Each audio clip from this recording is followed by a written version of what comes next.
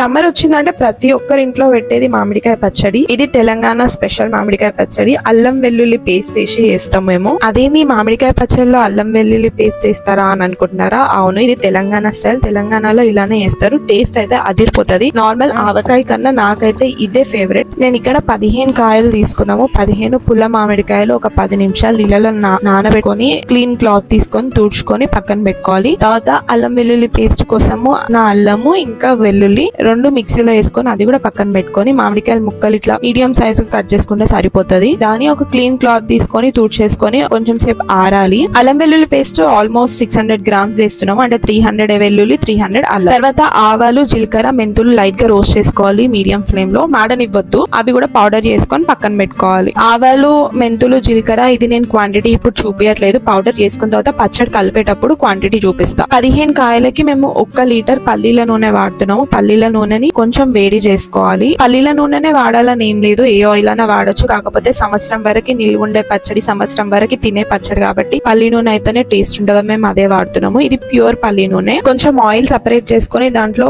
పోపేసుకోవాలి. ఆవాలు ఇంకా జీలకర్ర వేసి ఆయిల్ కొంచెం బురుగు వస్తున్నప్పుడు ఆఫ్ చేసేసుకొని ఆల్మోస్ట్ వార్మ్ అయిన తర్వాత అంటే గోరువెచ్చగా ఉన్నప్పుడు అల్లం వెల్లుల్లి పేస్ట్ వేసి కలపాలి. ఆయిల్ వేడి మీద ఉన్నప్పుడు అల్లం వెల్లుల్లి పేస్ట్ అస్సలు వేయద్దు. టేస్ట్ మొత్తం చేంజ్ అయిపోతుంది. మెజర్మెంట్ కి ఒక గిన్నె తీసుకున్నా నేను. ఆ గిన్నెతోని నాకు 5 గిన్నెలు అయినాయి మామిడికాయలు. దాంట్లో ఒక గిన్నె సపరేట్ చేసి నువ్వులు ఆవ పచ్చడికి పెట్టినాము. మిగతా 4 గిన్నెలు అల్లం వెల్లుల్లి పేస్ట్ లో వేసుకొని కొంచెం పసుపు అండ్ నేను చూపిస్తున్నాను కదా టీ గ్లాస్ తోని 1 గ్లాస్ వేయించిన ఆవ పొడి, సేమ్ గ్లాస్ తోని 1 గ్లాస్ వేయించి పొడి వేసుకున్న జీలకర్ర పొడి. పచ్చడి పెట్టేటప్పుడు చాలా జాగ్రత్తగా పెట్టాలి. ఒక చుక్క వాటర్ కూడా పడొద్దు, లేకపోతే పచ్చడి ఖరాబ్ అయిపోతుంది. 1 స్పూన్ వేయించి పొడి వేసుకున్న మెంతుల పొడి. 15 కాయలే కాబట్టి ఇక్కడ మేము పెట్టేది 1 స్పూన్ మెంతి పొడి సరిపోతుంది. తర్వాత సేమ్ గ్లాస్ తోని 2 గ్లాస్ పచ్చి ఆవాల పొడి, అంటే మొత్తం 3 గ్లాసులు పడుతుంది ఆవాల పొడి. ఒకటేమో వేయించి పొడి వేసుకున్న ఆవాల పొడి, 2 వేయించకుండా పొడి వేసుకున్న ఆవాల పొడి. ఇక్కడ క్వాంటిటీస్ మేము ఆల్మోస్ట్ అంజదతోని చూసుకునే వేస్తున్నాము. ఎందుకంటే మళ్ళీ ఎక్కువ తక్కువ అయితే పచ్చడి మొత్తం ఖరాబ్ అయిపోతుంది అని చెప్పి. ఇది సాల్ట్ లావుప్పుని కొంచెం ఎండబెట్టి మిక్సీలో వేస్తే ఇట్లా అవుతుంది. ఇది కొంచెం సాల్ట్ తక్కువనే ఉంటది. ఈ 2 గ్లాసులు వేస్తున్నాం.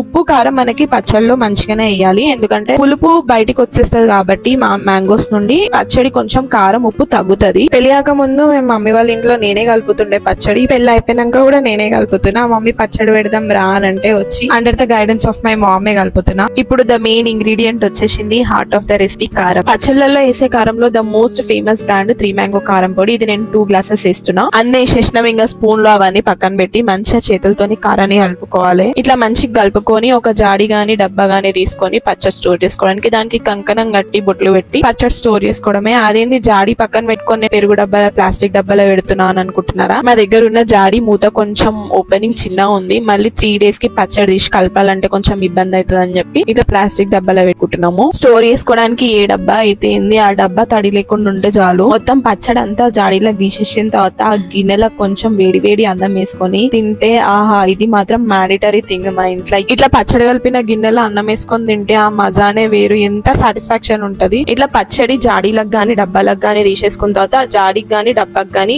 క్లీన్ బట్ట కట్టుకోవాలి గాలి పోకుండా. 3 days పాటు కదిలేయకుండా వదిలేసేయాలి. తర్వాత 3 days కి తీసి ఉప్పు కారం అవన్నీ సెట్ చేసుకొని మళ్ళీ మిక్స్ చేసుకొని జాడీలో వేసుకొని పెట్టుకుంటే సంవత్సరం వరకు తినే పచ్చడి రెడీ. ఇది మేము ఆఫ్టర్ 3 days ఓపెన్ చేసుకొని మళ్ళీ గిన్నెలో వేసుకొని కొంచెం సాల్ట్ అండ్ కారం కొంచెం తక్కువైంది అనిపిస్తే మళ్ళీ కలిపినాము. ఇట్లా 3 days కి కలుపుకొని కొంచెం ఉప్పు కారం ఎక్కువ తక్కువ అయితే అవి సెట్ చేసుకొని మళ్ళీ జాడీలో వేసుకొని పెట్టుకోవడం. ఇప్పుడు అల్లం వెల్లుల్లి ఆవకాయ పచ్చడి రెడీ అయిపోయింది. నెక్స్ట్ నువ్వు ఆవకాయ పచ్చడి. ఆల్రెడీ కొన్ని మామిడికాయ ముక్కలు పక్కన తీసి పెట్టుకున్నాం కదా, దాంతోనే నువ్వు ఆవకాయ పచ్చడి చేద్దాం. దీనికోసం నువ్వులు 3 టీ కప్పులు వేయించుకొని మిక్సీలో కొంచెం వాటర్ వేసుకొని పేస్ట్ లాగా వేసుకోవాలి. తర్వాత కొన్ని మామిడికాయ ముక్కల్లో కొంచెం వెల్లుల్లి రెబ్బలు, కొంచెం పసుపు, 1 స్పూన్ మెంతి పొడి, 1 స్పూన్ జీలకర్ర పొడి, 2 టీ కప్పులు పచ్చి ఆవాల పొడి. ఈ నువ్వు ఆవకాయ పచ్చడి వాటర్ తోనే పెడతారు. చాలా తక్కువ ఆయిల్ యూజ్ చేస్తాం దీంట్లో. అన్ని పొల్లు వేసుకున్న తర్వాత నువ్వుల పేస్ట్ కూడా వేసుకొని మంచిగా మిక్స్ చేసుకోవాలి. ఈ పచ్చడిలో అసలు కారం యాడ్ చేయము, జస్ట్ ఆవాలలో ఉన్న ఘాటే సరిపోతుంది. చిన్నపిల్లలకు కూడా మంచిగా పెట్టొచ్చు. మరి పచ్చళ్ళలో వాటర్ యాడ్ చేస్తున్నాం కదా, నిల్వ ఉంటుందా బయట పెడితే ఫ్రిడ్జ్ లో పెట్టుకున్నా అంటే ఖచ్చితంగా నిల్వ ఉంటది. అన్ని మిక్స్ చేసుకున్న తర్వాత 1/2 గ్లాస్ సాల్ట్